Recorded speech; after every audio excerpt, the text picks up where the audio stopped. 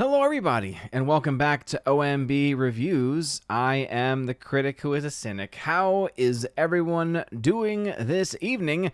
Happy and blessed Monday. A happy Labor Day to those in the United States who are celebrating it, enjoying days off from work, things of that nature. And welcome to episode 574 of the Welcome to Asgard podcast, where tonight we're going to talk about how bad this past weekend was for the box office here domestically. One of the worst box office weekends we've seen, not only this summer, not only this year, but really of the last few years, in fact. This is really atrocious when it comes down to the numbers. The fact that a 50-year-old film, now it's a fantastic film, mind you, right? The classic 1975 film Jaws, when the 1975 re-release of Jaws on its 50th anniversary is beating out all of the new releases this weekend coming out of Hollywood, when the only film it's, quote, losing to is a film called Weapons, which itself is 4 weeks old at this point, it kind of tells you and points to the direction of something that we have been saying for a very, very long time, which is that the box office is in very bad shape. And even people in the mainstream shill media are now finally having to admit this very fact. They're having to admit things like Superman's box office wasn't all that impressive after all. Things like, oh, we're not actually going to reach the heights of what we thought this summer could be with some of these major tentpole films and some of the numbers that were brought in. Now, don't ever forget that you do still have a couple of films left that are going to make quite a bit of money. If I had to make some guesses, obviously the one that most people are aware of is the next Avatar film coming out in December. That film is a guaranteed billion-dollar movie. But another film that I've been mentioning now several times on my own channel here for the last several months, and it's one that, again, people oftentimes forget is coming out, and I think that many are going to underestimate for a variety of reasons. And that is, of course, the November release of a Disney animated sequel called Zootopia 2. And I don't know why on Friday Night Lights this week, when that movie came up, a lot of people were actually very negative towards it, even calling it woke and things like it, even though if you actually watch the movie and pay attention, you realize that as often as it seems like it is going in that direction, just 2 seconds later, it throws it right back into your face, where it goes after, really, in many ways, all sides. Because it has all the typical storylines and elements about stereotyping, but then it, for one, proves stereotypes to be true, at least occasionally, and also shows that everyone stereotypes, and so therefore it is not just a one person or one race issue. But again, that's going probably a little bit too deep into that kids movie, but it is something that I wanted to get off my chest because it was kind of bothering me. I was like, guys, really? Are we honestly going after Zootopia? The film is about as inoffensive as you can get in many ways. And I don't think a lot of the arguments really for the movie to be anything other than just a very cleverly done movie that does, again, deal with heavier issues like discrimination, but does so in a way where, one, kids can understand it, but also in a way that it's not really preaching anything because it's animals. It's not like one animal is representing any particular race in our regular everyday life and everyday world. It's like, no, this is something that, honestly, it leaves so much room for parents to be able to step in and actually have those deeper conversations if they want to, because it doesn't force the issue, right? For many kids, speaking of my own kids, especially my almost 5-year-old, he never asks questions about those things. He just says, oh, this is a very fun song, or, oh, these are really funny characters. So anyway, I just think it's a bit ridiculous for people to kind of go after it. But hey, the film was very successful. When it first came out, it of course still remains very popular amongst many people, especially in the normie side of things, especially in the mainstream culture. So don't sleep on that movie. Talking there about Zootopia 2. However, other than those two movies that I've just mentioned, there really isn't anything left that's going to make a major splash. Like, yes, you've got horror films like Conjuring Last Rites, which is going to do great for a horror film, most likely. It's going to be doing your typical Conjuring numbers, maybe a little bit less, who knows, right? Because even horror franchises don't always do the exact same numbers as their previous releases over time, right? It's not always a guaranteed hit, but because of how little money they make those movies for, they tend to make their money back, tend to be profitable, tend to be successful in that way. But they're not going to bring in hundreds and hundreds of millions of dollars to the box office, right? So really 2 movies that I could say for sure are going to at least do that, like at least bring several $100 million worth of finances to the theaters especially. There might be a couple others that have the potential. Some might throw out a Tron Ares, for instance. I got my doots about that. Because as someone that wasn't the biggest fan of Tron Legacy, I can respect a lot of the things they did in there because I really do like the director. I do like the cinematographer. I like a lot of the people that worked on that movie. It's a film that I've never wanted to rewatch again. It's a film that I honestly can't even remember most of what happens in it because I've only seen it the one time that I ended up watching it. And the marketing for this movie is definitely going to be pushing at least some people away because there's at least a segment of the population that just does not like Jared Leto and does not really want him in their movies, or let alone in their Tron, right? So there are a lot of reasons why a film like that I don't think is going to be as big of a hit as some people might speculate it to be. So really you only have 2 major films left as far as just massive, global juggernaut level potential. Obviously, I think Avatar is guaranteed. Like, there is no doubt in my mind, 100% guarantee that film is going to get $1 billion. Like, there would have to be a massive, worldwide catastrophe for that to not happen. God forbid. And with Zootopia, I think that there's a much better than not chance that it will do much better than I think people expected. Again, making hundreds and hundreds of millions of dollars. Potentially, I would even say even $1 billion still being on the table as well. So all of this, of course, is in the wake of, as I mentioned, a terrible box office weekend. No matter which way you try and spin it, no matter which way you try to explain it away, the numbers were bad. I mean, we're talking about a collected total for the 3-day weekend, for Labor Day weekend, right? For a dedicated holiday frame, the 3-day total with 2 or 3 new movie releases, not the biggest releases, but still 2-3 new releases that didn't even get to your top 2 spots. A total of 50 million-ish, maybe a little bit less, maybe a little bit more. But that's awful. So we'll talk about that. And otherwise, in general, kind of an open forum, trying to keep it on topics like movies and box office and what we typically talk about. But every now and then, if we have questions that kind of delve a little bit outside of that, we could probably talk about that a little bit. All right, let's go ahead and find the chat tonight, because I was having some issues earlier. I think I finally fixed the issue where things were auto-loading and auto-popping up, so that should hopefully have stopped. But it also means that I need to find myself in the chat once again. All right, we had at 642, Snortapoopus Cuber saying, "Hello, humans and other quitters. What's going on, Snortapoopus? Glad to see you here. Thanks for being here a little bit early." Justin C. hanging out, 710, saying, "Happy Labor Day. Sadly, not for movie theaters, I'm afraid. Outside of the long walk, September is going to be slow. Even the long walk is not going to be as big as what you might think it to be. Again, for the kind of movie that it is, maybe it does something. And if it ends up being a good film, if it ends up being well received, maybe it's able to kind of break through the expectations a bit. But even that film, I think, based on the trailers that I've seen for it, has the potential to drive some people away. It seems in the trailers at least to kind of tease certain storylines that most people may not want to be like, yeah, this is 2025. I don't really want to have 2025 issues and things being brought in. At least, again, from what I'm recollecting on the trailer itself. So, we'll see. We'll see what happens. I honestly think, you mentioned that film. I'm going to say, no, Conjuring Last Rites. That comes out this weekend. And I'm not a Conjuring fan. I have no interest in those movies. But you know what? A lot of teenagers love it. Young adults, especially, who grew up watching those films as they came out, as they released.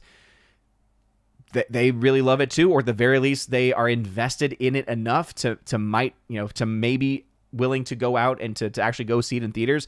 Because of the title Last Rites, I'm assuming this is meant to be the finale in that. So that could also be incentive for people to go, saying, oh, well, I got to see the last movie. I got to see the finale of the whole Conjuring verse, the whole Conjuring universe, right? So don't sleep on that film. I think that film will probably walk away the #1 film this coming weekend. But again, is it going to be a massive tentpole? No.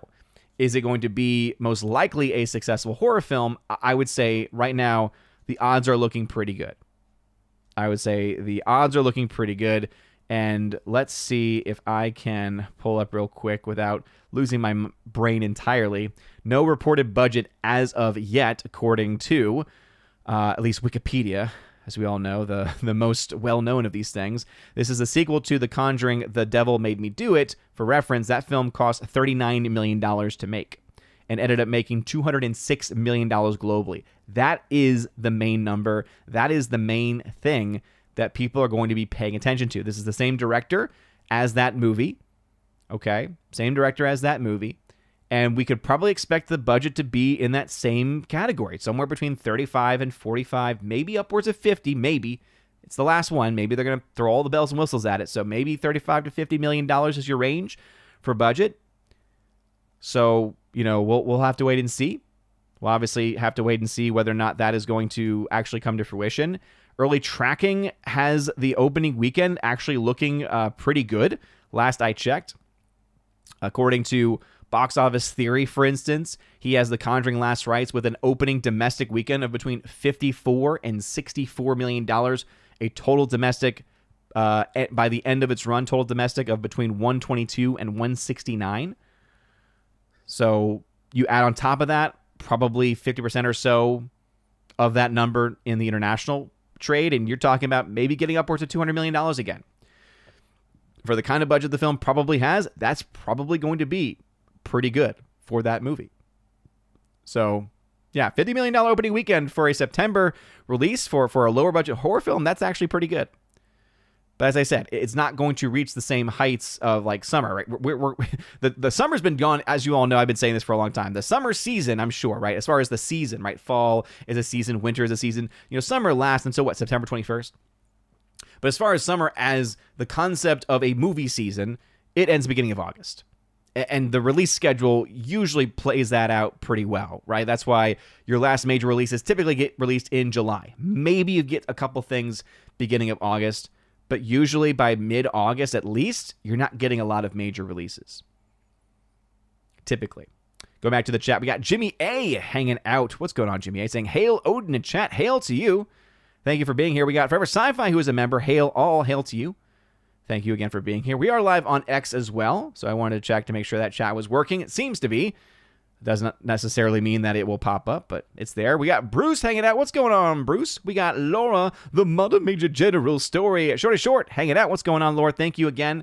I need to go to my P.O. box. A couple people sent me a couple things, so thank y'all for letting me know that. So I do plan on going to the P.O. box, hopefully tomorrow. Obviously, because of it being Labor Day today, couldn't make the trip out, and because of the full-time work schedule, it makes things difficult. But I should have time at the end of school tomorrow to swing by on my way home to hopefully not have a long line of people there. G-Monkey76 is hanging out. What's going on, G-Monkey76? Glad for you to be here. We got Sick Parvis Magna. What's going on, Sick? Saying hail Odin and hail to the chat. Thank you, Sick, for being here.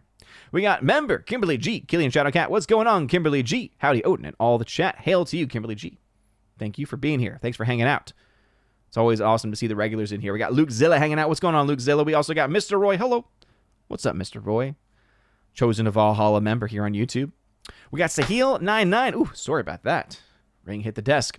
Sahil99 coming in with a tag saying, completely forget about the stream tonight. Awesome surprise when I've been having a down day. Thank you so much for the stream. Hope you had a nice holiday. Oh, completely forgot about the stream. Well, I'm happy to hear that. Today was crazy. Like, actually, as I was going downstairs, I just put the kids to bed, and I usually go upstairs one last time to tell the wife, I love you, and just to check in before heading down. And for a moment, I was like, it's kind of weird. It doesn't really feel like a Monday, right? This is my usual routine on a Monday. And yet it just doesn't feel normal. It's like, wait a minute, this wasn't a Monday. What is this? And the kids are especially my son, right? He's almost 5, and so for him, time doesn't fully make sense yet. He's still trying to figure out, wait, what do you mean by little nap and big nap? Like, what's the difference between these two things? How does time work? Will it be tomorrow after my small nap in the middle of the day? No, son, that's not how time works. But even for me, like even for adults, it's like, man, it doesn't feel like a Monday to me. It was really nice, though, here in our area. The Knights of Columbus always host a Labor Day picnic out in their like camp, I guess is the best way to explain it, where there's a lake and there is this like pavilion area where they set up a lot of games and food and stuff like that. Obviously overpriced because it's all about, helping to raise money, or it's for, charitable reasons, but it was still, it's a good time. It's always a lot of fun. This is our second year in a row actually doing it as a family. And so it was nice to be able to get out the house on an extended weekend. So yes, Sahil99, thank you very much. Hope that you had a wonderful day yourself. Thanatos Felicitas at 731 saying hello, Odin, hello to you. Kincaid Rumsky saying happy Labor Day to you, yours, and all the Odinites out there. The Odinites. I don't know how I feel about that. I feel like as Guardians makes more sense, but you do you, boo. I will say Labor Day is one of those weird holidays where every time I think about it, I'm like, why? Why is this even a thing? Because in my very basic research that I did for it, I saw a lot of mentions of how we do this here. There's a couple of other countries that might have a similar date, but in general, most countries celebrate like the concept of labor, and unfortunately connected to labor unions, which I'm not a fan of, especially the modern iterations of those unions, to Labor Day, or sorry, to May Day specifically, right? So it's actually a lot of connections to May Day, which just reminds me a lot of communism and stuff. And so I'm just like, okay, I don't know necessarily if I'm all for like the celebration of Labor Day itself. I think labor is a beautiful thing. Work is something that we have been created for, as being made in the image and likeness of God. However, I definitely think that our work has become very corrupted, and I think labor unions are a great example of that type of corruption that can happen. Gary Banjo Sandwich Worthington saying, there is a big fish from 50 years ago in the box office waters go. Talking there about Jaws. The wording of that had me very confused. Go fish. Gotcha.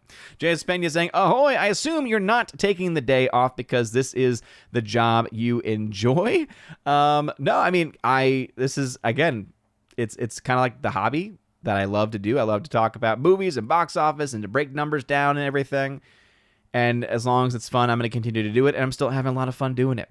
So, yeah, I mean, I guess, and also, again, this is really not, in my opinion, Labor Day is not really a holiday. Like, yes, it's a federal holiday. Yes, businesses are closed and stuff. Obviously, I was off from school as well.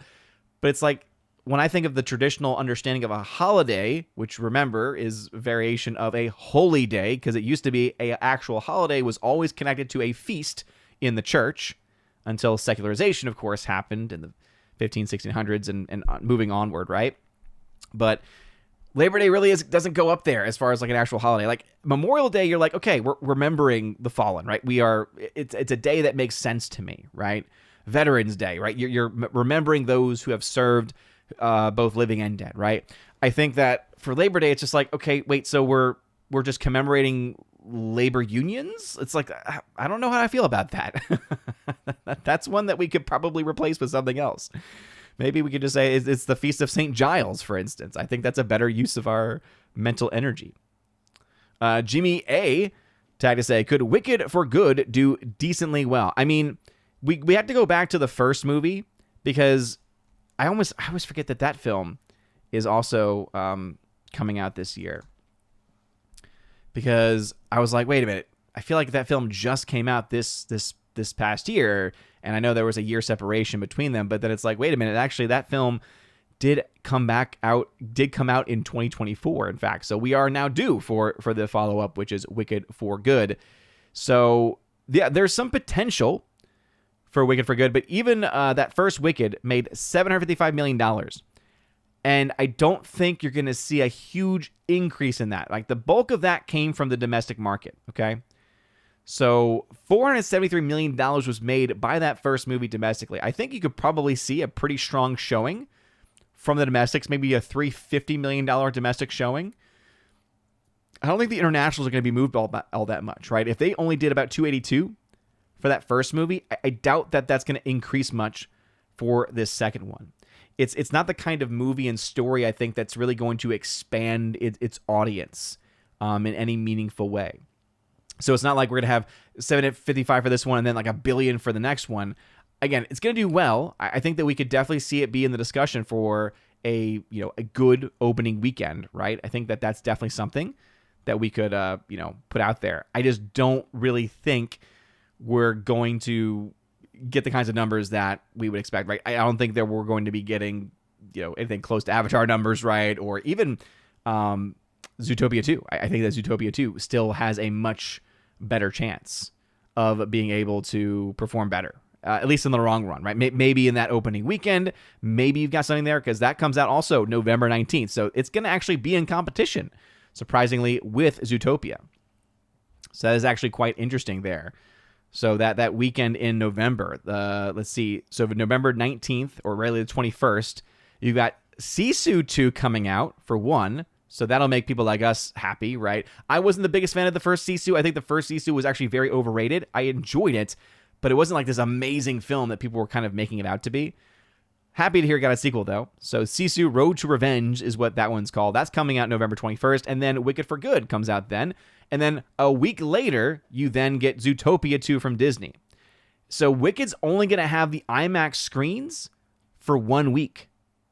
That, I think, is going to make a big impact, right? Because it's going to make a lot of money up front. But then once Zootopia 2 comes in, and remember, both of those are going to be kind of going after some of the younger demographics out there. I think Wicked probably Wicked probably skews a bit older, right? More of the teen crowd, maybe young adult crowd, right? Those that maybe grew up with the music when it first came out. Even those that grew up reading the book, right? Much smaller audience for the book than for the musical, I would have to say, because of just raw numbers. But yeah, Zootopia 2, I think, is in a much better position to kind of win out that battle. So again, I think Zootopia 2, we still have that potential for $1 billion coming from that movie. Wicked for Good, I would say 6 to 750 sounds about right as far as a current range. Now, obviously, all that can change. We're still very early out. But anyway, Lee Mitchell, man, since I'm talking about numbers already, this is more of an open forum, so we're not going to be as formal in our stories and stuff like that. But we are talking about some numbers. I think it's important just to remind everybody of something, because it's always good just to remind everybody, okay? When dealing with numbers, you know where to go to. Time to see a real mathematician at work.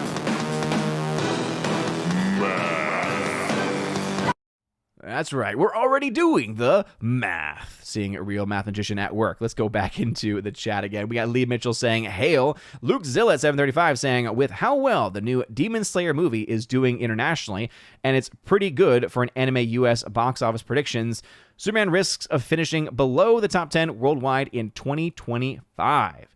Now, I have not looked at those numbers that you are speaking of. It would not surprise me, because I think the first Demon Slayer ended up doing pretty, or at least the Demon Slayer films that have come out since have typically been doing pretty good.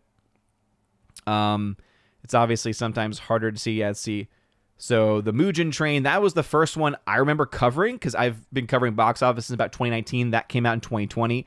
And remember, that came out during the pandemic as well.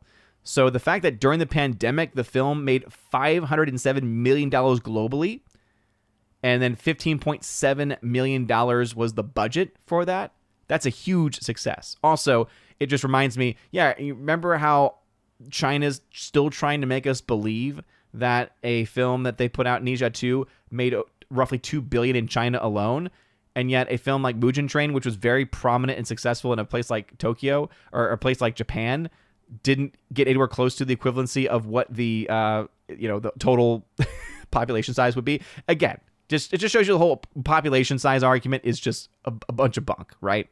Doesn't actually hold up very well. So, but yeah, so that was the first movie. Let me see if he is directing the second movie. Is it the Infinity Castle? Yes. So the Infinity Castle is the next one. That film so it's actually into 2 parts. Okay, that's interesting. Okay. That's pretty cool. Dang, son. So now it said 300 million, but then when you go to the numbers.com, that does change. So let me go ahead and actually pull up the news screen, so that way we can pull up. So again, the question's about Demon Slayer. I'm gonna keep going back with Demon Hunters, Demon Slayers, okay? Because again, in my head, it's basically all the same. But as you can see, it is not yet released domestically, but it's already at $261 million in the international box office. Obviously, $190 million of that is coming from Japan specifically. And let's see, in Japan, it has been out there since July 18th. So probably not a whole lot left, if I had to guess, because that's a pretty long shelf life already, now that we're getting into September. But as you can see also in these release dates, it's getting released in about 10 days in most of the rest of the world. So it's gotten a couple of other places. So Cambodia, for instance, which again, not a box office stronghold. Hong Kong, Indonesia, those numbers have already reported. Malaysia, it came out early as well. Again, those numbers reporting as well. Philippines, South Korea, 12.9 million. I remember when we had other films, like I think it was Mario was coming out, and people were like, oh, just wait until Mario comes out, and you're going to see these amazing numbers. And I was like, South Korea is not a guarantee of anything in any market for any film. So that made 12.9 million there. Thailand, 3.2 million. Taiwan, 18.4 million. Vietnam, 5 million. So we're still dealing with a lot of territories that have not yet released. And so, yes, the bulk of this obviously is coming from Japan. But if we even see just small numbers from these other countries that have not yet released, and we see a decent run here domestically, yeah, I mean, we could definitely see something like that happen, where this could end up giving a film like Superman a run for its money. The fact that the first film made, back in 2020, back during the pandemic, still made $500 million globally, and now you don't have the pandemic going on, and now you have a lot more reasons for people to be able to actually go to the theater to see it. The potential's there. No guarantees, though. No guarantees. So, yeah, but you could definitely see that film creeping into the global top 10. Let's see. Sick Parvis saying, Mortal Kombat 2 got delayed to May of 2026. Dang, I was hoping to see that this October. Did they get scared of Tron Ares? I mean, maybe. Honestly, I don't understand the excitement for that. Let me get the full screen back up, because I don't know if we saw the same movie with the first Mortal Kombat film that came out a few years ago. It was not a good film, guys. Like, I'm a hardcore defender of that first movie, like 1995 Mortal Kombat, the first live action. I love that movie so much because it knew what it was. It was cheesy, but it knew the assignment, and it delivered in every way. And that's why so many of us still have fond memories of it, especially the actors in it too, just owning everything. And then this remake comes around, and I remember when they were first releasing, that's back when it was like Mortal Kombat Legacy, where it was like the YouTube short films they were putting out, and they started off so good, like so epic. I remember it all started with like this one, I guess like just short film, and it was like a combination of things, and it was so strong. It was so well done, and it was like, man, this is so much better than what even most of Hollywood's putting out these days. That's how good it was. And so then it got well received enough to where they then established like an actual like series of films and stories, like in short form. And then a lot of those were really good. Not all of them were as good, especially as that like first one. And then I want to say that like kind of same creative team then went on to actually get that first full-length feature that came out a few years ago. And then I remember seeing it and thinking to myself, what the heck is this? I hated it. I really just did not like it. Now, this one does at least have Carl Urban as Johnny Cage, and that could be fun. Maybe this one will actually lay more into the cheesiness, but I have no desire to see that. So I'm not surprised, because honestly, if it's not because of them being afraid, which again, I don't know necessarily how good of an argument it is to say that, because as I've said always, competition does not always mean that you're losing money. If both films are good and both films are well received, in fact, they might actually help each other. We saw this happen with Barbenheimer, for instance, right? Where both films were out, both films made a ton of money, and they were still able to get enough cross audience, in fact, to really help each other. I don't think Oppenheimer without Barbie would have actually gotten to the heights that it did. I don't think Barbie would have gotten to the heights that it did. I think Barbie would have still made $1 billion, but still. So yeah, I honestly, I would not be surprised if it's because of delays and issues behind the scenes, because that's just the state of modern Hollywood these days. Forever Sci-Fi, I love Tron Legacy, but Tron has never been a big box office draw. That's another good point. Gary Banjo Sandwich saying, Clayface is being filmed in Liverpool. Caught my first glimpse today, hoping for more tomorrow. So we'll probably get some good idea of, if it's being shot in the United Kingdom, what is the total cost. That's the one project that I'm actually excited for from the DCU, because I know a lot of people like crap on Clayface. I love Clayface. One of my favorite Batman animated series episodes is that Clayface episode. And it's so well done, and the implications are so powerful. And if they do it right, it could be great. And I've said this now several times, and so if I sound like a broken record, please bear with me. But man, oh man, if they were somehow able to get, I don't think they are, but if they were able to get the same team that designed the Swamp Thing TV show, like the more modern Swamp Thing TV show, that costume, because that used CG and practical effects, man, that would be phenomenal. Don't think they will, but. Luke Zilla trying to say, did you see the announcement for the 4K Steelbook of the first 2 Tron movies? I didn't. I have no real desire for them. Again, I'm not a big fan of the Tron Legacy. Not a big fan of the first Tron film either. Again, I know it's got its audience, and they're a mighty audience, but the numbers aren't quite there. I'm just not a big fan. Stone Wolf 2077, what's going on? We got Jimmy A tagged to say, it feels like there's one of these Conjuring movies out every 6 months. It's like the Fast and Furious franchise it's like the Fast and Furious of horror. That's what it seems like. But then I already just mentioned, right, that the last Conjuring film came out 4 years ago. So they do still, they do actually put time between. Now, I think that the issue is that there's so many of the spin-offs from The Conjuring, right? Because I think Annabelle is a part of the Conjuring universe, and I think there's one other one that's a part of it too, and that might be that kind of in between. It's also kind of amazing if you think about it, with how little money is spent on those movies, and yet how much they often make, even if they're not great, they still do well. It's like, man, imagine if Disney had actually done things right, kept their budgets in check, and done what they initially planned on, right? Because remember, the initial plan, the initial idea that Lucasfilm had. People sometimes forget this. The initial idea that they had was, okay, we're going to put out an episodic Star Wars movie continuing the story every few years, but then every other year you're going to get one of these independent solo Star Wars story type movies, and you're basically going to have a Star Wars film almost every year. And then it became something where it was like, okay, Christmas time, we're going to get Avatar, then Star Wars, then Avatar, then Star Wars. And that was something that was going around too. And now it's like all of a sudden, nope, Star Wars is just gone. It's just like, poof. It's amazing how successful, right? How much of a huge success those Star Wars movies must have been by the very fact that we have not had a Star Wars movie since 2019? 6 years? But it was so successful, guys. Oh, it was so successful. Yes, we've had a lot of shows. Let's talk about how successful those have really been. Arnold, hey, how have you been, buddy? Did you figure out what your fam will be for Halloween? Yeah, I think right now the plan, and I think I may have mentioned this on the previous stream, but the plan is that we're going as Team Rocket. So my son's in a huge Pokemon phase right now. So I think I'm going as James, my wife's going as Jessie, and then he's going as Meowth, and then our daughter, his younger sister, is going to go as Pikachu, and then we're going to act like we are stealing and taking Pikachu because that's what Team Rocket does. OG episodes, of course. All right, we got Jasmine Dragon. I feel like it's been a while since I've seen Jasmine Dragon in the chat. What's going on? Saying here, what is up, my dude? Oh, of course, this is Super. That's why.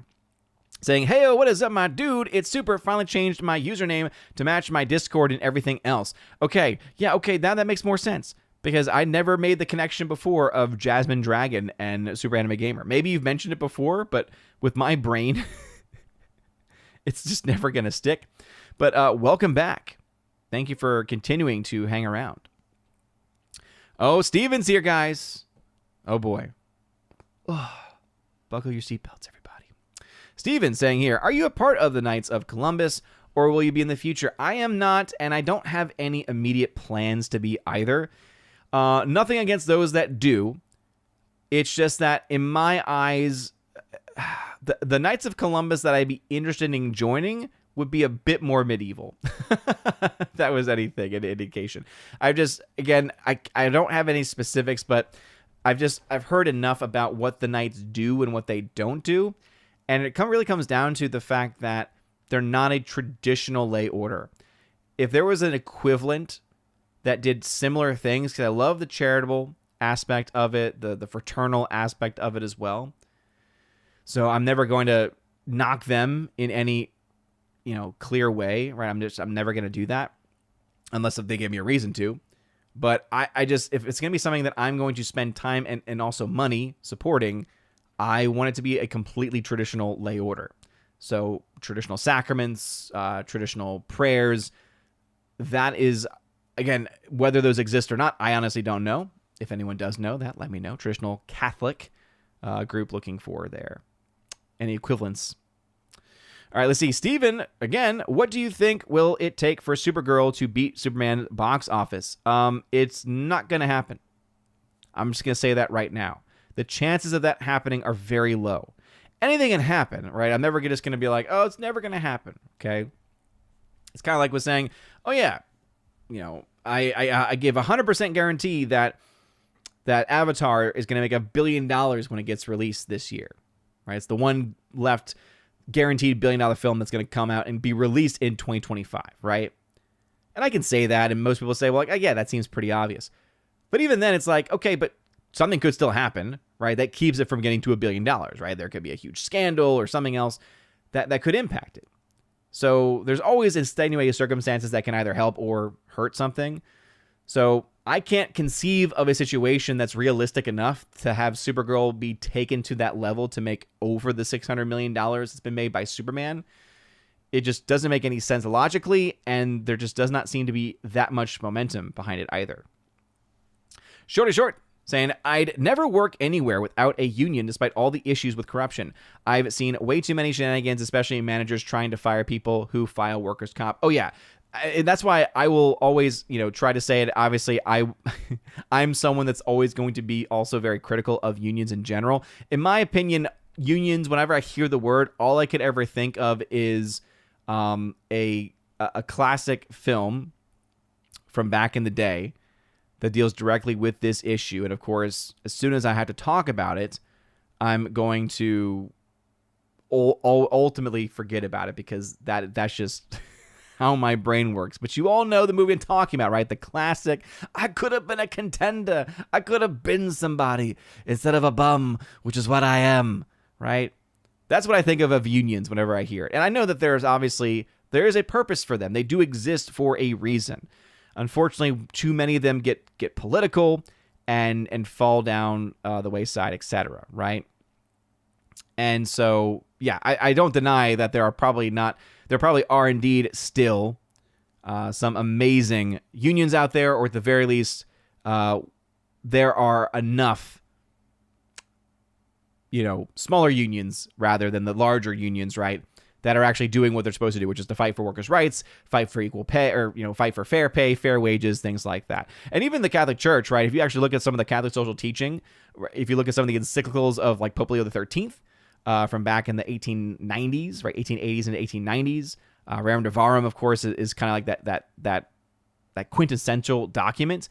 You could then also go forward in time to Pius XI, Pius XII. Like, all of them have talked about how, people should have a right to form, they don't say union necessarily, but organization, right, to guarantee that they are being treated fairly. So I have nothing intrinsically against unions as a concept. It's rather what they oftentimes become, right? And so that's why, going back to the comment about Labor Day, it's like I just have issues supporting labor unions in general, because the ones that are going to get the most attention and the most support are going to be those like multi-million-dollar unions that really aren't even unions anymore, but rather are political action committees, it seems.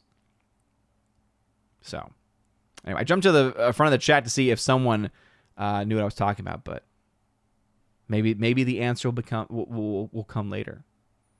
I'm sure that'll pop into my mind at some point too. Anyway, we got Twisted Reality saying, hail chat and OMB Reviews. Hails you, Twisted Reality. Thanks for being here. We got 40 people watching tonight. Make sure you smash that like button and share this out as well. It does help a lot with the algorithms and such. Mark Lerseth, what's going on? Welcome. Steven with another question saying here, as more streaming is bumping up prices, which stream do you think will lose subscribers or go out of business? Hard to say. I mean, the ones that are doing badly, at least financially, are Disney Plus is not doing well. Disney Plus merging itself with Hulu and then calling itself Disney Plus, and then Hulu's just going to be like a side channel. I think that's a mistake. Because it seems like in order to do that, you're going to have to get rid of the Hulu app itself. And that's happening literally in the next few months, unless that timetable has changed or unless something has been altered in some way. So now a bunch of people that have the Hulu app are going to be very confused, even if you send them emails, right? Because normally people in general are just consuming, right? Unfortunately, that's just what they mindlessly consume until that one day they'll be like, wait a minute, why am I missing this whole channel? Wait, I have to download Disney Plus? I don't want Disney Plus. Oh, well, you can get access to this nice little Hulu channel inside of Disney Plus. Yeah, but I don't want Disney Plus. So Disney Plus is definitely up there. I think that Paramount Plus, even though there's some really great content on there, I don't think it's known for being the best financially. Peacock is there obviously as well. It's going to be losing a lot of people, I imagine, because of the WWE moving a lot of its programming to Netflix and all the other deals that have been made. Disney getting a lot of that stuff too. So, yeah, I mean, I guess those would be the ones that I would think of. I think the ones that are safe are Netflix. I think Netflix is safe because they just dominate the market. So they can basically increase their prices and most people are not going to cancel. And even if the people do cancel, they're going to offer them a deal to stay on and to put up with the ad tier and everything like that. And they'll end up being like, oh, I'm saving money. Even though in reality, Netflix is happy because even though you're not paying a higher monthly fee, they're getting all that ad revenue. All right, we got here Guy saying here, did you hear, didn't say hi this time. Guy, man, saying, Odin, did you hear Tron Legacy and Tron Ares will have a double feature in IMAX 3D? I didn't. I don't really care because, I'm not much of a Tron guy. But for those that like it, hey, sounds like a good time for y'all. Heartbreak Ridge, hail Mathman, hail Heartbreak Ridge at 752 saying that. Appreciate you being here. The Banjo Sandwich saying, will Mathman become a gun DCU film?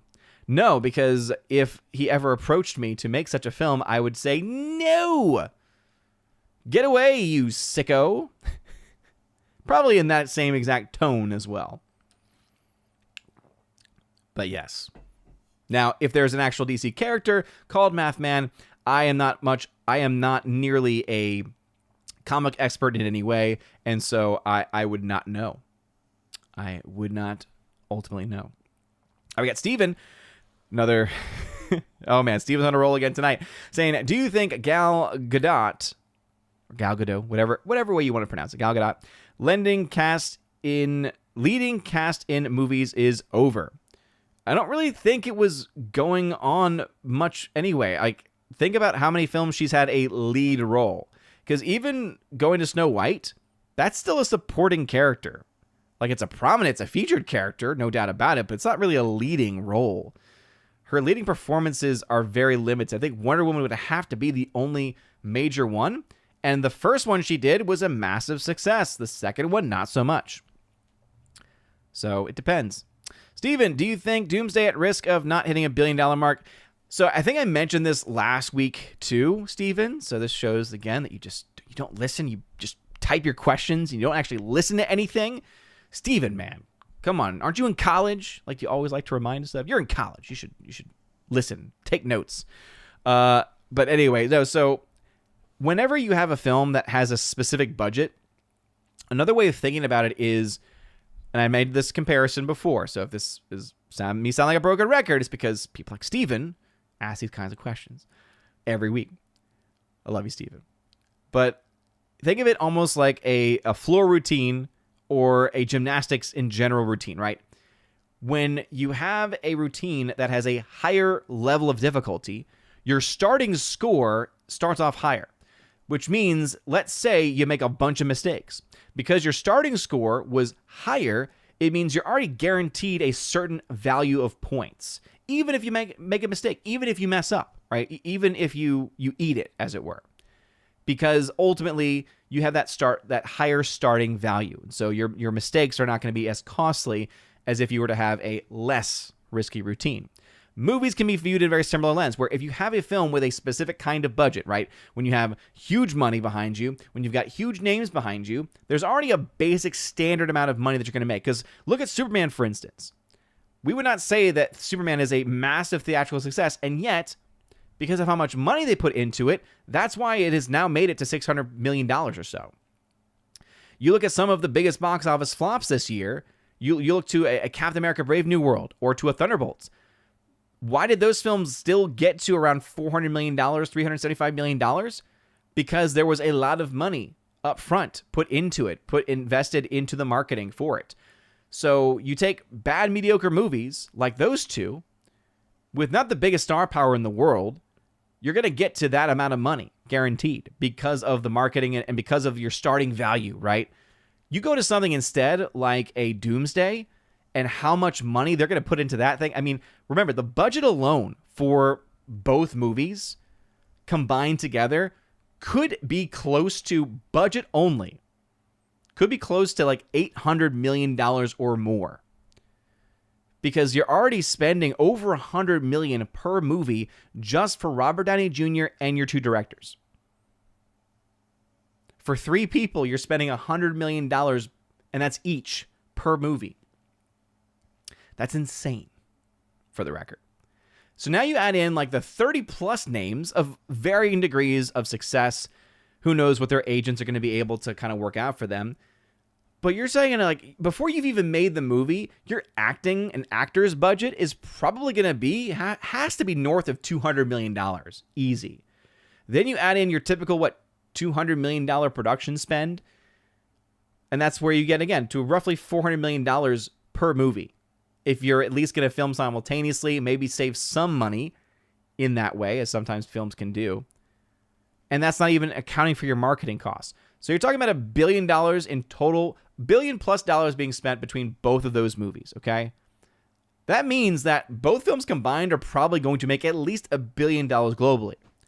But $1 billion does not make back $1 billion when you're only getting 55% of that number domestically, 40% of that number internationally. So again, you can see, as if you've been following my channel for a long time, you know that, hey, if I spend $100 million and I make $100 million at the theaters, oh, I'm broken even. No, that's not how any of that works. That's not how any of this works, right? But yeah, you have these higher starting values, these higher budgeted movies. So you're going to have a guaranteed amount of money. And so that's why I think that, honestly, because of how much money alone they're spending on that film, and then add to that the member berries, add to that those things, those elements, I think the normies are going to eat that stuff up. I think it's going to be a similar situation to Deadpool Wolverine, right? Where because of just the cast and how it was marketed, $1 billion was easy for that movie. The difference is that a film like Deadpool Wolverine gets to $1 billion, that's actually a big success because of how much they spent on it. If any or both of the Doomsday films hit $1 billion, that's actually atrocious because of how much they're spending. Anyway, Justin C. saying, I should have clarified, The Long Walk for me is the only film in September interesting enough to go see. So for you personally, I'm curious to see if the Downton Abbey audience shows up for the final film though. Yeah, I mean, that's the audience that really disappeared after COVID, right? They are that older demographic that used to show up pretty consistently for those types of movies. And since COVID, they've just not been going. Obviously, their fear lasted a lot longer than the normal because they tended to be the ones that actually were at some risk of being injured in some way, right? But it will be interesting. The numbers will kind of help point that out. Steven, the question, who do you think should play Voldemort? Voldemort, you mean? Honestly, I don't really have a preference there. I am the kind of person where I like continuity, and so if you're going to cast, they just announced that Warwick Davis is coming back to play Professor Flitwick. I saw that announced somewhere. Well, if you're willing to cast the same actors to play the same roles they were before, why not go with Ralph Fiennes and then actually give him a better script and maybe a little bit of better direction? I don't know. I like Ralph Fiennes. I think they're going to go a different direction, but that's all I got. Arnold, hey, will we ever see you back in Vegas? Back in Vegas? I've never been to Vegas. I've never been to Vegas in the first place, man. So probably not. The chances of that, not until my kids are like a lot older. Like a lot older. Would that even be possible?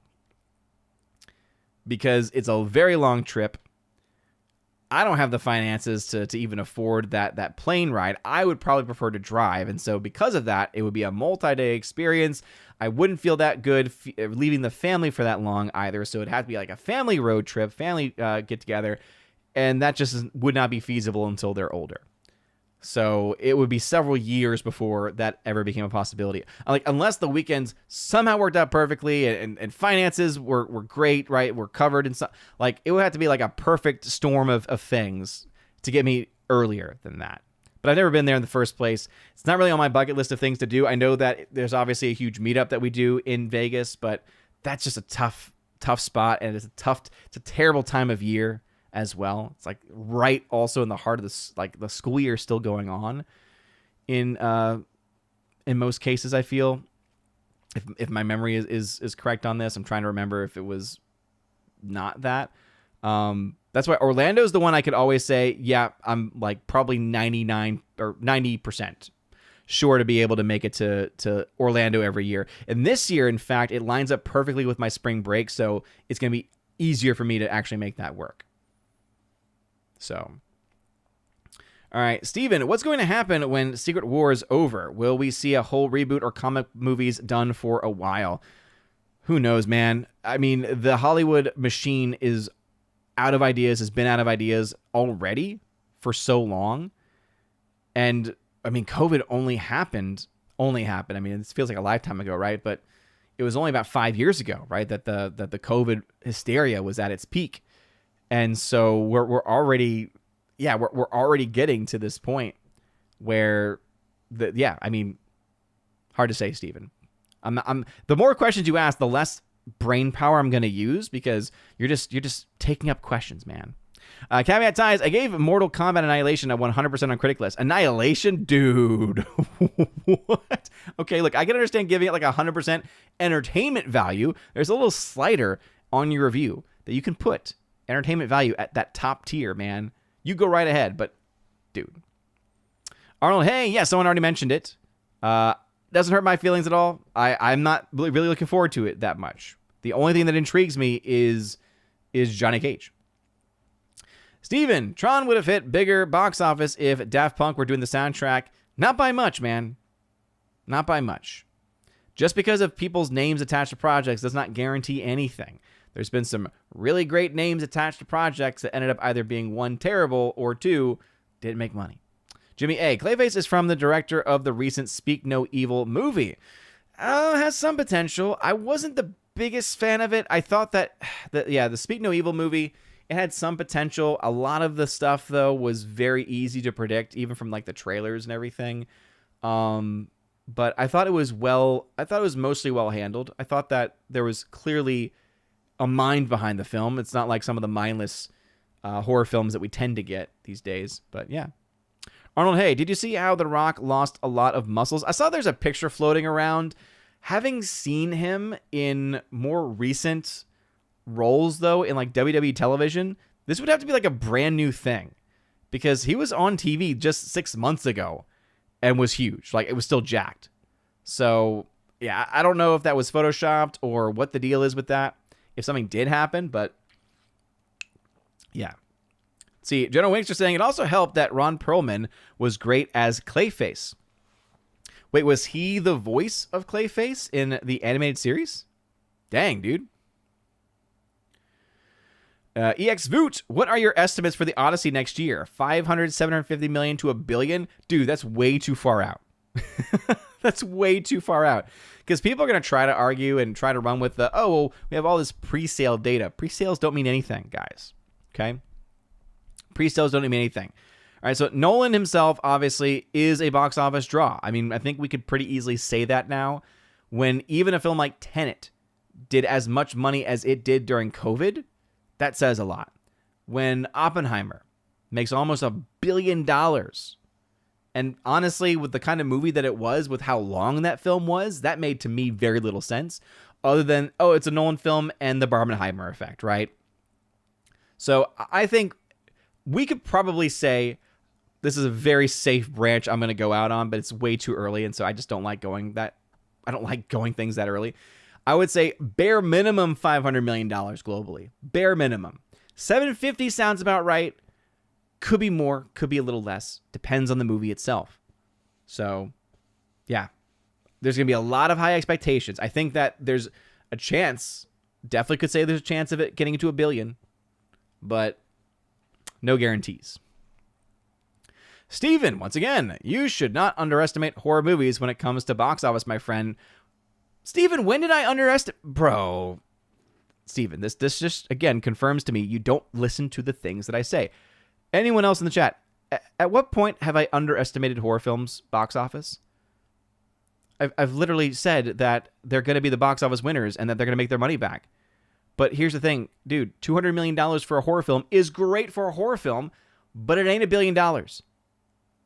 It ain't even the 700+ million that A Wicked for Good made, okay? So box office success is one thing, but a massive hit is another, okay? Bro, Steven, if you don't start paying attention, I'm just going to start censoring your questions, man, because it's starting to grind my gears. Caveat Ties says, The Curse of La Bamba. No.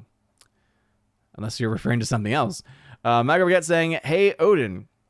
Curious if you ever attended a film festival or if there was one you would like to. Oddly enough, I've only ever gone to one, and it was something called the 48-Hour Film Festival. So it came to New Orleans many years ago.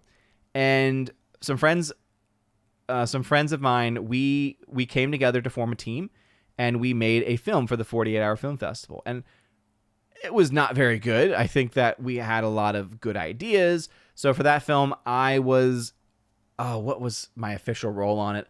I know I ended up becoming the cinematographer on that one, the director of photography for that movie. And I don't think I was a part director for that one.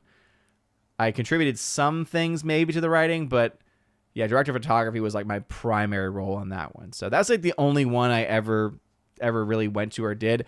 I have note, like, it's not that I'm against film festivals. I just don't really think I would ever be wanting to or willing to spend the kind of money that those things probably end up costing just to see a bunch of movies early.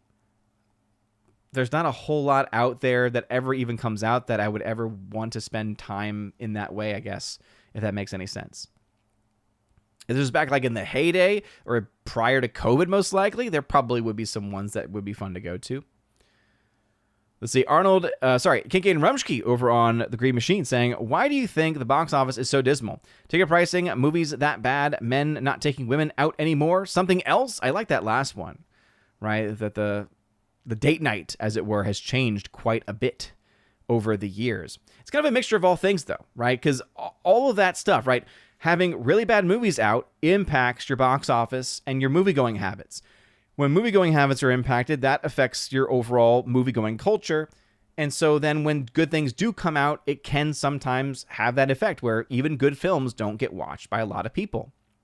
At the same time, there are a lot of films that have been able to find success. Weapons is a great example. Weapons has been able to break through the zeitgeist, right?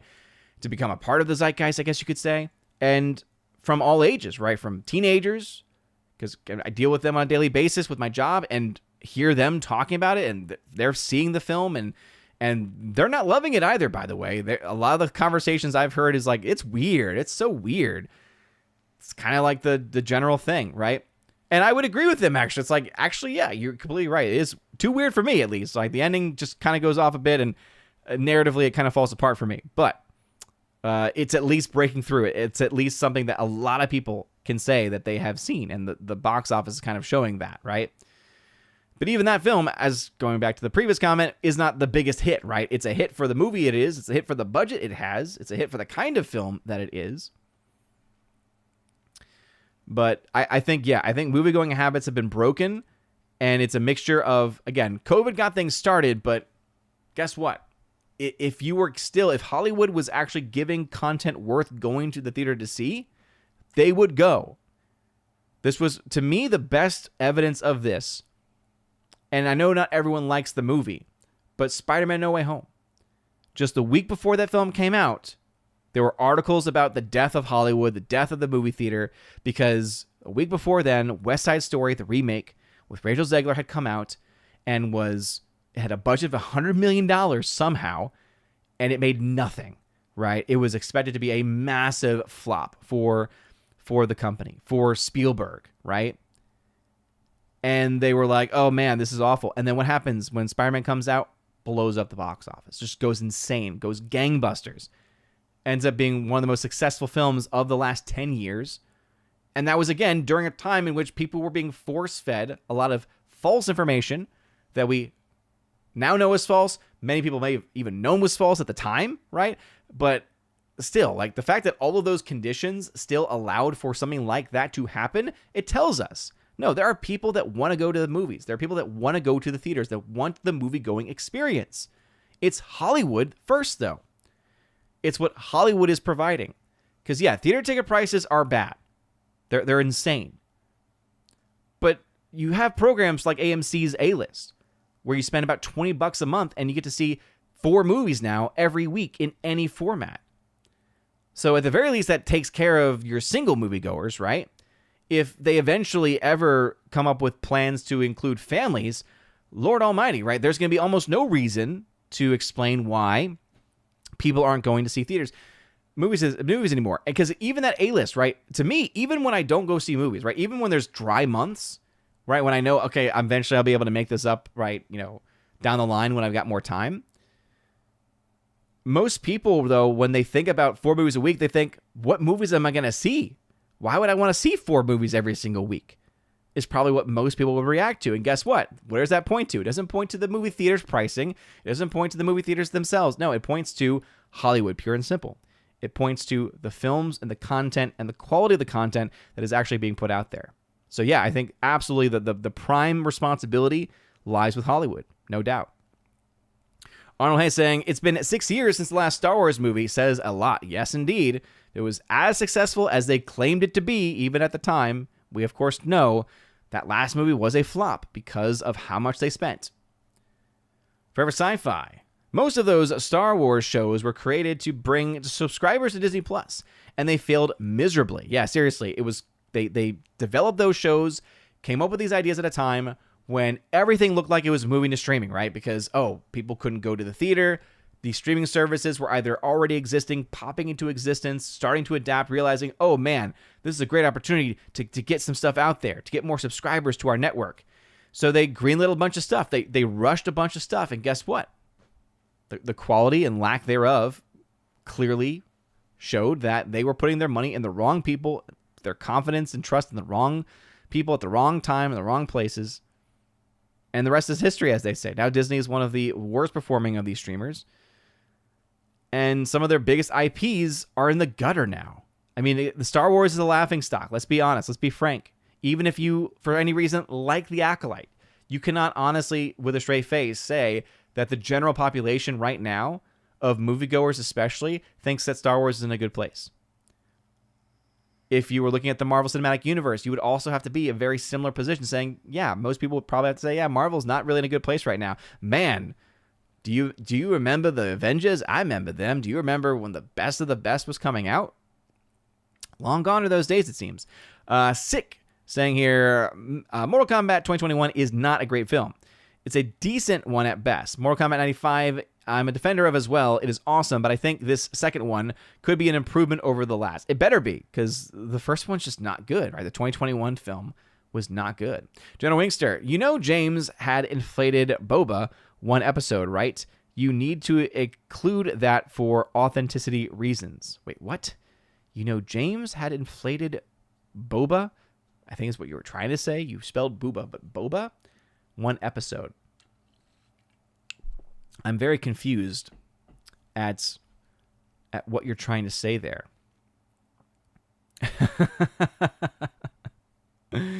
No Twisted Reality. Let's not do that, please. Let's not. Thank you. I'm glad that you're joking. We shouldn't even joke about that stuff. It's so appalling. It's so disgusting. And yes, Heartbreak Ridge, thank you for being the first one to get it. On the Waterfront, that's the film I was trying to think of. That's what I think about unions typically, though, is what was portrayed in On the Waterfront.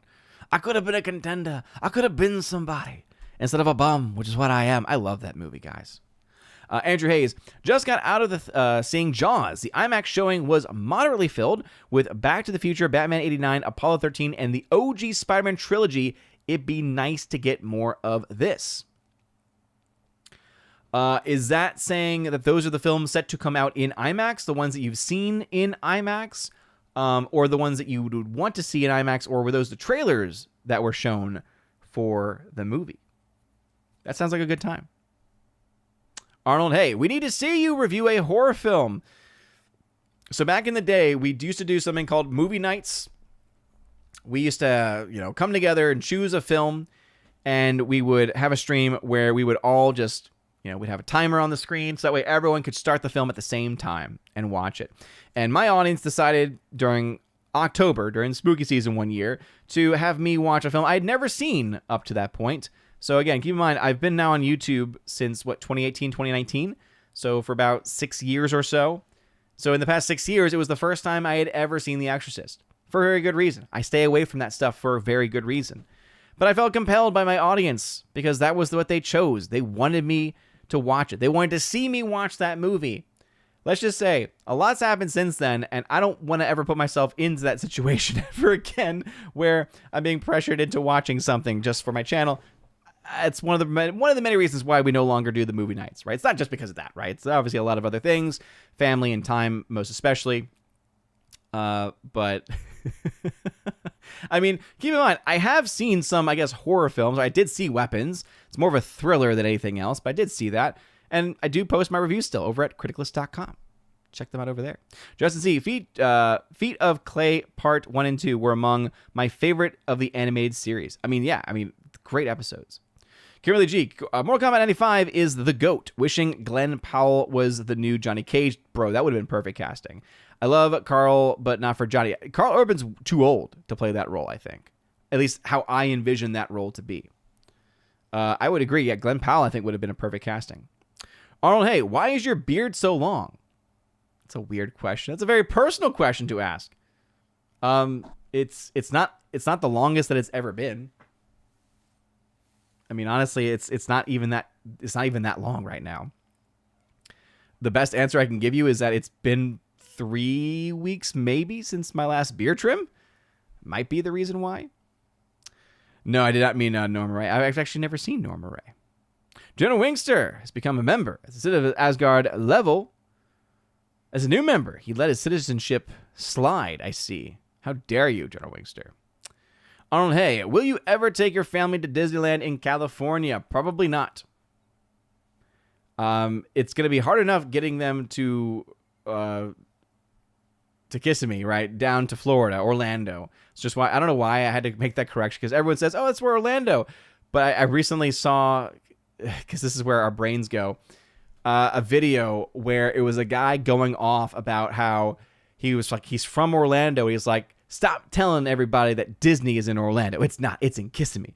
And basically how he gets very, very triggered because people just automatically assume that everything Disney is Orlando, when in reality, if you look at the way the jurisdiction is up, it's actually Kissimmee. And I'm like, I don't even know if that's true, but the way he say it with such conviction, it sounds right to me. Sounds correct. So it's hard enough for me to go there because they're just not old enough yet, right? I think that if you're going to spend that kind of money and that kind of time, and especially that kind of money on an experience like that, they should be old enough to where they will remember the experience.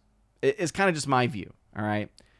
And my wife is actually the hardest sell on that one because she would love to go. She actually is more excited. I'm more excited, in fact, to not take them to Disney. I'd rather take them just to Universal. It seems like it's cheaper, and there's just a lot more things there that my wife and I can connect with the kids than modern day Disney. So probably when baby girl, I would say, at least for us as a small individual family, when baby girl gets to be 4 or 5, that sounds about when, because that's about when core memories start to get created. So that would be probably a good time, because then my son would be about 7 or 8. So that would be a great time, I think, for him as well. So probably in a few years, we might be able to do the one in Orlando. I don't think we'd ever do the one in California because I've been to the one in California, and to be honest, it's unimpressive. There's nothing there that I think is in any way better than what's down in Florida. And the only ride I can even think of that had more going for it between any of the parks was actually the Universal in California, and it was specifically the Backlot Tour, because you actually get to go to a lot of these sets that were at one time being used, right? Or even actively being used still. That's cool. That's the kind of stuff I like. And so, but a whole park and the kind of money you spend on it, it's not worth just that one ride. It's not worth it. See, Jono Wingster now has access again to the little images there saying, no, we don't. No, Odin, we don't. But again, Heartbreak Ridge actually did know. Jono Wingster saying, Odin, who asked the most questions, Steven or Hardwick? Oh, Steven. Easily Steven, okay? Because at least for Hardwick, the issue with Hardwick, and again, I love Hardwick. He's my nemesis, but I love him. He just types long questions. He makes me read a lot, okay? He puts a bunch of long text on there, lots of explanations. Sometimes he even breaks it into like the two different parts. And I'm like, oh my goodness, dude, come on. Whereas Steven is just like, just brain vomit, right? Just like, I have to type every single thing. Come on, man. Arnold, hey, Disney Plus not going to be around within 3 to 5 years going downhill. Yeah, I mean, it's hard to really put a timeline on those things because, I mean, they can do a lot to save money. They can do a lot to cut back. Ad tier might actually end up saving a lot of these streamers in the future if they can, start to turn profitability, especially. But yeah. All right, General Wingster, Jimmy is talking to Jimmy A there. Her Sci-Fi saying, at least it sounds like Disney might be upgrading the Jeff Bridges de-aging for the 4K release. If true, it would be finally be a good decision by them. Oh, like going and retroactively changing the Tron Legacy CG. Oh man. Yes, it's so bad in Tron Legacy. It's atrociously bad. I remember the trailers came out and I was like, oh my goodness. Oh Lord. There's Steven with yet another question, yet a longer one.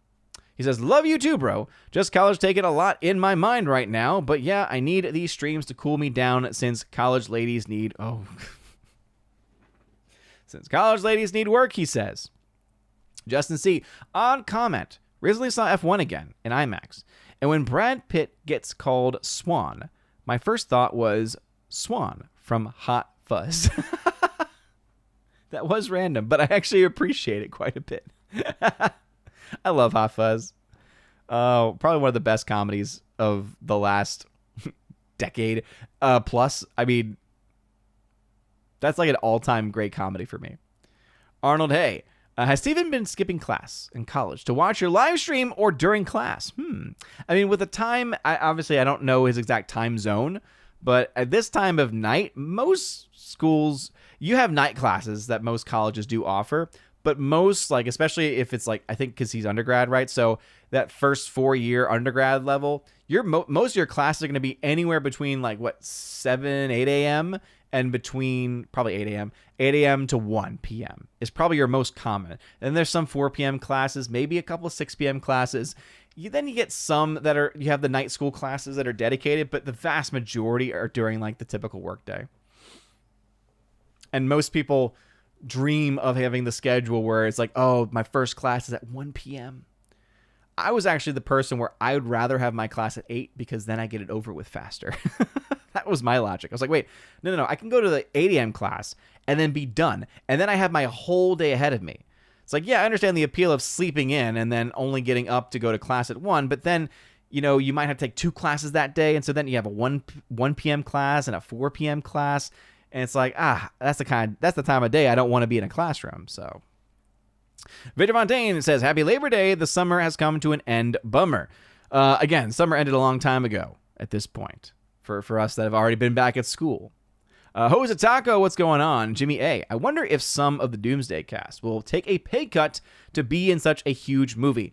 I don't know if they would take a pay cut, but I do think you're going to have some of the actors, even the ones that they've listed, are not going to have the biggest paychecks in the world, right? So it's not that they're going to take a pay cut. It's just that their starting salary is already going to be low. In fact, I would actually say that the bigger chance, even though Disney's in no position to do this, the bigger chance is that if they have a good agent, is for the agent to try to push for more money than their usual. Because the mindset is, well, this is a really big movie, and you really need a lot of people out there that are going to support this movie and are going to advocate for this movie, and you know that my client Right? This is the agent talking. You know that my client can guarantee you a certain clientele of people or a certain group or demographic of people, and so therefore you should have that value in mind when considering these things. That might be actually where they spend more than you might think. Now, could you see them take less money? Maybe. Manpreet Singh, what's up, Singh? Says, Doomsday is a prophecy. It will be the movie that kills Disney, Marvel. It started with Robert Downey Jr. and it ends with Robert Downey Jr. That would be interesting. I think that they'll probably be able to move past that. But I would argue that it's going to be probably a good sign that things are coming to an end. Because that will be one of the first billion-dollar films from Marvel specifically to be a catastrophic failure financially. It's going to be the situation where it's so clearly overspent that even your mainstream Hollywood trades are going to have to say the budget problem. And they're going to finally have to face up to it, even though they've been having to now for a long time, because again, we have access to these insane numbers that they've spent. We have the UK tax filings where it exposed just how much money they spent on crappy movies. But yeah, I think that you could definitely see a little bit of rhyming there for sure. Arnold, hey, do you think we will see another COVID era? Not in the same way. No, I actually don't. And I know there's a lot of people that might be more pessimistic about humanity and society, especially after the events of COVID. I think there are too many people that have now either woken up or wised up, whichever one you really want to say. Both can really probably apply. But I think there are way too many people now that are just aware of the tricks that were played during the pandemic and the data and the control of the data and how easy it is to manipulate and to be manipulated. I don't think that you're going to see them be able to manipulate a large group of people in the same way, at least not for the foreseeable future. Now, again, I think that if you're talking decades down the road, it's definitely possible because the collective memory can only last for so long, right? And keep in mind, there's a lot of people, for instance, there's a lot of people now who, if you were to have talked to them during the pandemic, and we're not talking just like the earliest days, because I think if we were honest, if everyone was honest with themselves, within those first couple weeks, pretty much all of us were like, okay, yeah, something's going on here. We should probably be concerned, right? Maybe you had some questions, but at the very least, you're like, okay. It wasn't until like it was 2 weeks to slow the spread, and then all of a sudden that 2 weeks ends, and now there's a new reason, new excuse. And now you start to say, okay, early on, more and more people are going to be like, wait a minute, you just said 2 weeks though. Why is it now changed? Wait a minute. Do you really know what you're talking about? And then again, more and more time goes by. More and more people start to question, do you really even know what you're talking about? And then, of course, we get data and information starts to come out very early on. That kind of blows everything up. So, yeah, I don't think it's going to be anytime soon if it were to happen again, because I think way too many more people would be willing to resist. And you can control a lot of people that are scared and confused, but if you try that same tactic on a population where millions of people, I think we could say, millions of people would not fall for it and would be so skeptical as to cause a lot of problems for your attempts, I don't think it would work out. Jimmy A. Downton Abbey 2 made much less than the first one.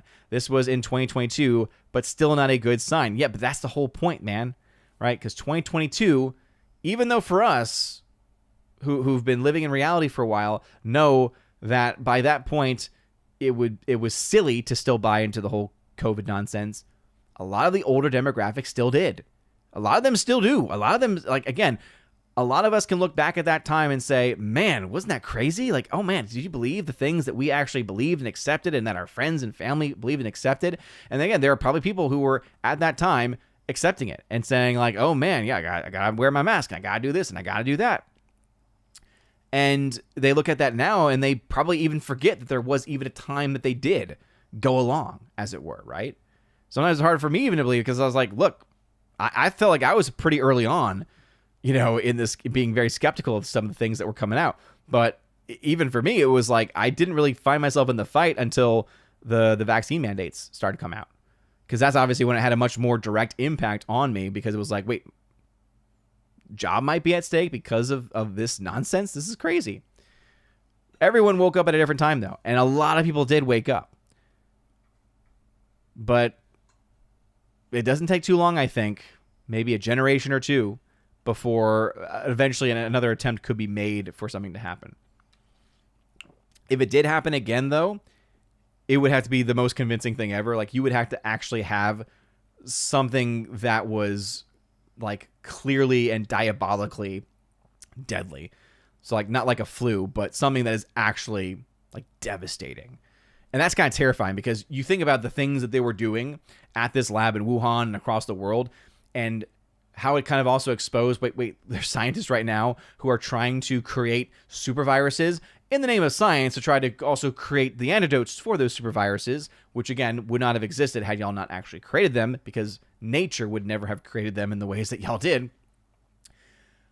So you just think about that, you're like, man, that's kind of terrifying thought, that you could just have a little leak of something that actually is deadly and that actually directly kills, and it's not just your side effects and other things that lead to it, mostly with the older populations, right?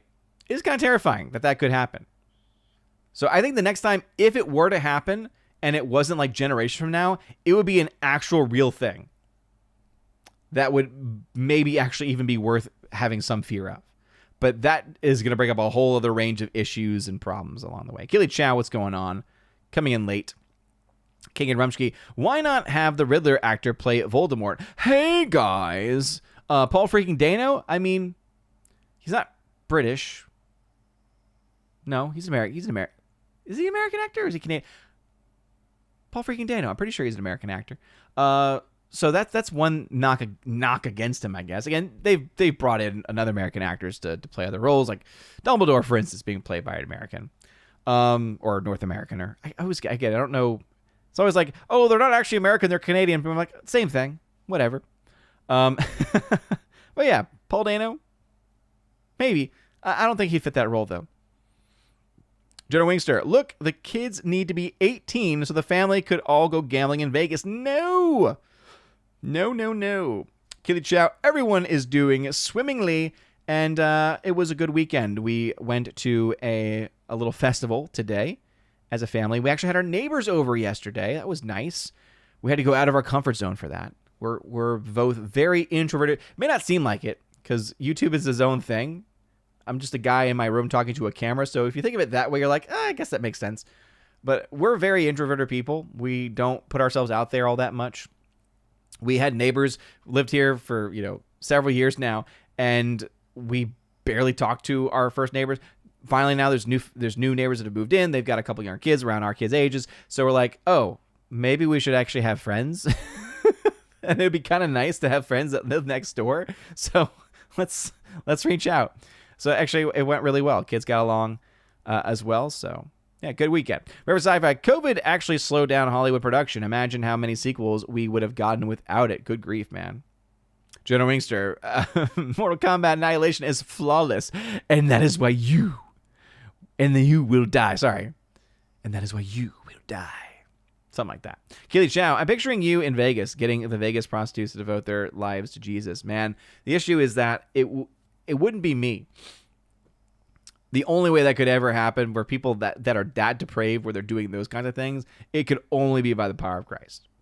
In whatever intercessory way, whether it's directly, whether it's through his saints, whether it's through us, like, that's the only way.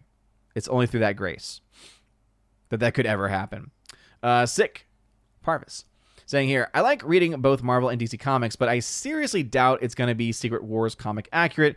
Plus, build up to Doctor Doom is zero in comparison to Thanos. Yeah, it kind of reminds you a lot of the more modern issues in these films, right? Whether it's Star Wars or anything else. Like, look at Star Wars. Look at what they did in the last episode. Palpatine's back, right? They just threw it out there. It was so random. That's kind of like what this is, right? Doctor Doom is Iron Man. Oh, okay. I guess at some point you're going to explain that, but I don't think I really even want to know. Myra gets saying he was out today at the Venice Film Festival for the premiere of The Smashing Machine. Yes, it does look like he lost weight, kind of like Dave Bautista has. Okay. But in The Smashing Machine, didn't he gain weight? I thought he was jacked in that movie. Or maybe, I guess at the end of the film, maybe he plays the older version. Whoever Sci-Fi, will the Odyssey make $1 billion? Does Jeremy have that much money? The real question is, will Jeremy break his own personal record of seeing that film more times in theaters than The Dark Knight Rises? That's what I want to know. That's the information I care about. Oh, man. Yeah, thank you, EXVoot. You always say it's the most consistent crowd. I do. Once again, this is why he doesn't pay attention. He posts his questions and disappears. That's why part of me is like, I'm just going to skip his questions from this point on. Especially when he asks so many. Yeah, I'm talking to you, Steven. Talking to you, man. Mentioned every time. Rob D. Hello, Odin. I probably will get blasted for this, but I haven't really enjoyed any Nolan films besides the Dark Knight trilogy, Inception, and Interstellar. No, you're not going to hear hate from me, man. His movies are not for everybody. I think, if we're talking about total career, I mean, I do think there is a lot to be said for his earlier films, especially. Again, I hate when my brain just dies on me and just gives up. Memento, that's the film I'm thinking of, right? Memento, I think that's a really great Nolan film from an earlier time in his career. I liked Tenet. I understand why everyone mostly hated it. I did like Tenet, though. Interstellar, I thought was good. I enjoyed it more the second time, though, if I'm being honest. And I wasn't the biggest fan of Oppenheimer either. So, again, you're not going to hear complaints from me on that. The only film that was off the list of movies I would say are for sure good would be Memento. And I would not say the Dark Knight trilogy, because Dark Knight Rises is terrible. Jimmy A. The Odyssey could take some damage for Spider-Man coming 2 weeks after. There's no Barbenheimer meme here, so the competition would be more real. The Odyssey will still do great. There could be, though. I mean, the problem is that they're probably going to try to force a meme, and that's why it's not going to work. It's just like why Morbius. Like they tried to, there was this natural audience reaction of it's Morbin time, and they just assumed that would lead to box office success. They embraced it and tried to promote it. Didn't work. Can't control stuff like that. XVoot saying, Seinfeld or Friends? I'm a Seinfeld fan myself. I don't like either, to be perfectly honest. I would never say I would be a Friends fan. Every clip I've seen from Friends is not funny. Seinfeld, on the other hand, there's some clips that I do find funny. The humor in Seinfeld is very unique, though, so it's not really my kind of humor. Maybe as I get older, I'd actually enjoy it a bit more. But if I had to choose between them, it's Seinfeld easily, I will say. Because, again, I'm not a fan of either one necessarily, but Seinfeld, I think, is a lot better of a show than Friends. I never understood Friends and why it got so big. Other than, like, the opening song being a humdinger, as it were. Britta Fontaine, Spider-Man No Way Home hit $1.92 billion. Yep. Did I say otherwise? Cthulhu, hope everyone had a great summer. So glad that the horrible blockbuster season is over and we can talk about normal movies. I mean, summer ended 2 weeks ago, man. I don't know what you're talking about. Just look at the movies that have been released the last couple weeks. Even movie studios recognize that, yeah, summer really ends with July. That's why we're not going to really put too much big stuff out there for the whole month of August. General Wingster says, boobs, Odin, boobs. Then saying, booba is something entirely different. Keeping your innocence and don't... I don't plan to. I was probably just going to forget about that whole conversation. The only Mortal Kombat movie we don't talk about is Mortal Kombat Annihilation. Too bad you will die. That's the one. Mark Lisseth. What's going on? Gary Vander Sandwich saying, my next review will be 600 on a critic list. Dang! That's good. Short, that group watch of Flash Gordon was epic. Oh, yes. There were some great movie nights, man. There were some great movie nights, Laura. Flash Gordon was definitely one of the best ones. That was a ton of fun. Oh, yeah. There were so many great movie nights. No doubt about that. But then there was also... having to watch The Exorcist. Will you be reviewing Primitive War? Hardwick coming in towards the end of the show. We're going to wrap things up.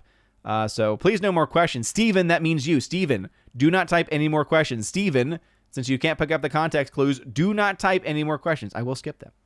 But anyway, Hardwick says, will you be reviewing Primitive War? So I need to see it first.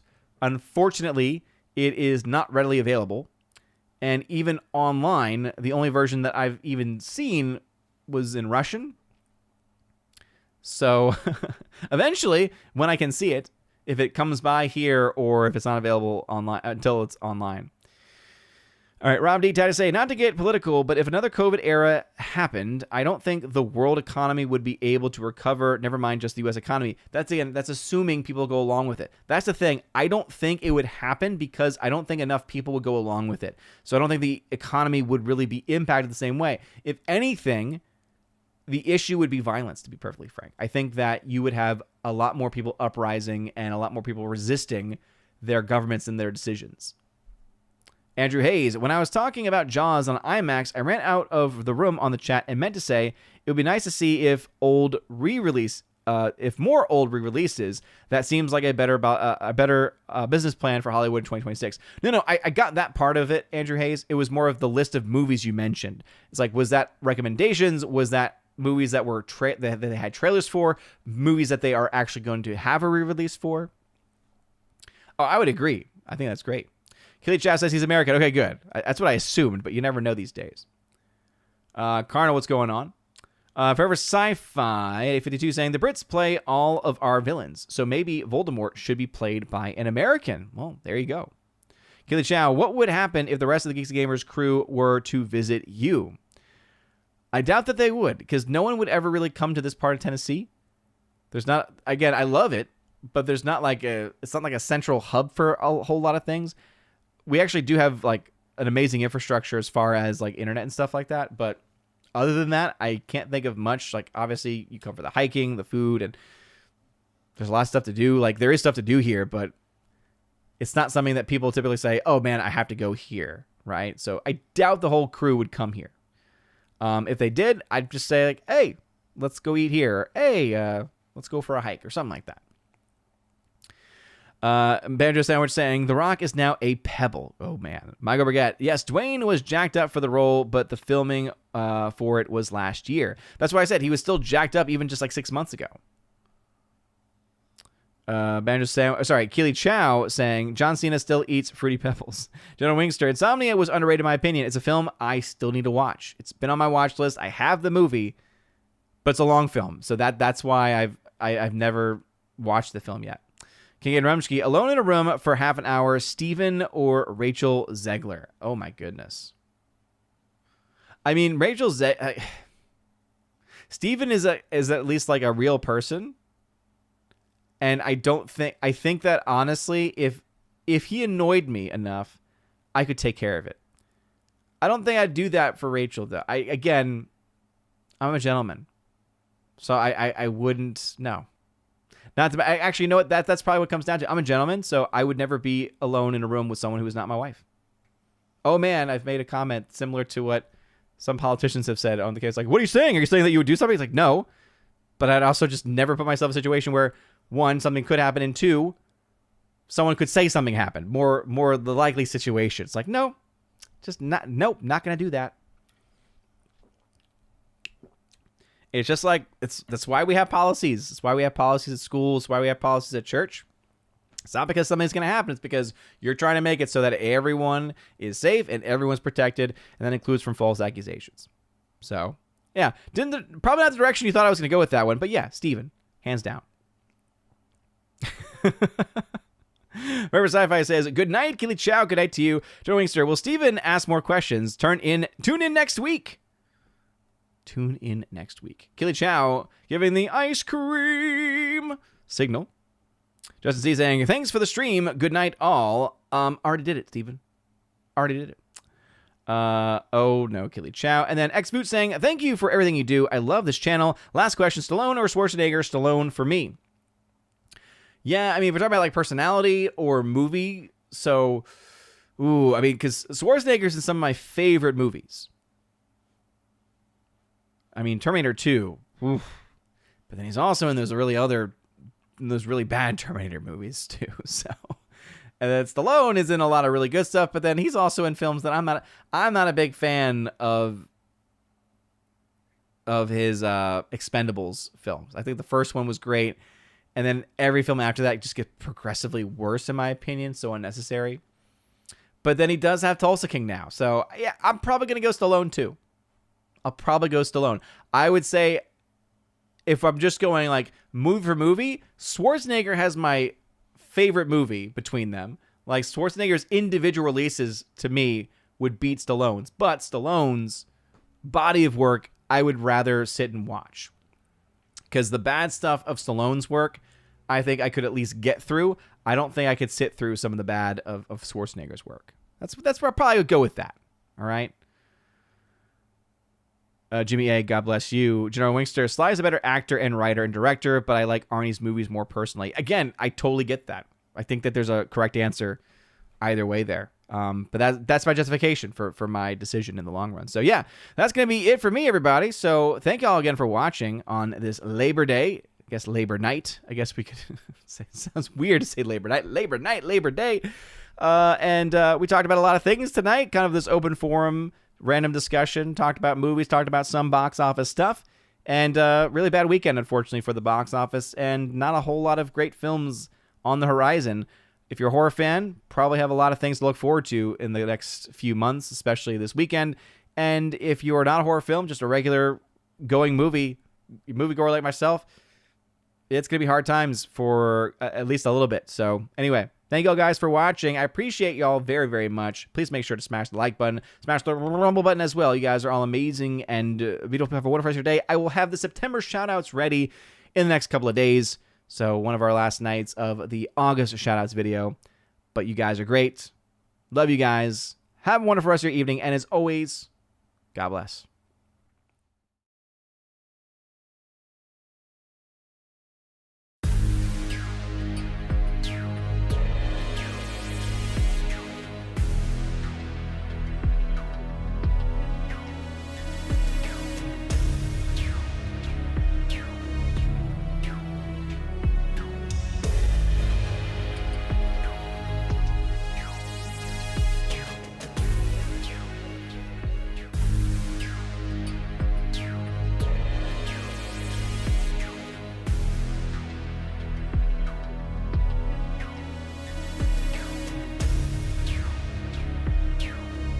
And now for a huge special shout out to all of my Chosen of Valhalla members, starting off first with my people on Patreon, Father Luca Illich and Miss Martin Muses. Check out her YouTube channel by the same name, Miss Martin Muses. Also to my Subscribestar people, Matt317. Check out his Twitch channel by the same name, Matt317. And lastly to my YouTube member, Mr. Roy. Shout out to you, good sir. And if you want your name shouted out at the end of every live stream and video, check out the top link in the video description below where you get access to that. Also, you get access to a plethora of other things. You get your name listed at the end of every live stream and video, like you saw in those names that came up before this video started. And also access to a giveaways channel that I host over on the Discord server where I give away 4Ks, Steelbooks, Blu-rays, all kinds of stuff. So check that out if you're interested in that. Also, I have an exclusive podcast that I hold at least once a month, and it's always a good time, and you get extra bonus content with that also. So if any of that sounds interesting, again, check out that top link in the video description below. You guys are all amazing, and beautiful people. Have a wonderful rest of your day, and as always, God bless.